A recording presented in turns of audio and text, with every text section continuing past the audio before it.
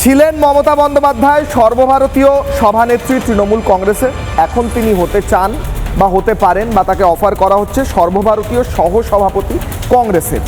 এবং আরও শোনা যাচ্ছে তিনি নাকি ডিমান্ড করছেন তাকে রাজ্যসভার লিডার অফ অপোজিশনের পজিশনটা দেওয়া হোক। সোনিয়া গান্ধী নাকি বলছেন সম্ভব না। এই নিয়ে একটা নাকি বিস্তর আলোচনা চলছে এবং দড়ি টানাটানি চলছে। এবার আসি চোর ভাইপোর কথায়। চোর ভাইপো অভিষেক বন্দ্যোপাধ্যায় ছিলেন সর্বভারতীয় সাধারণ সম্পাদক তৃণমূলের, সর্বভারতীয়, এমনকি পশ্চিমবঙ্গে পর্যন্ত অস্তিত্ব নেই, সেটা নাকি সর্বভারতীয়। এখনও আছেন যদিও, কিন্তু দলটা তো আর নেই, সমস্ত নেতাকর্মীরা চলে গিয়েছে, তাই ছিলেন বলা যায়। তিনি হতে চান সর্বভারতীয় সাধারণ সম্পাদক কংগ্রেসের।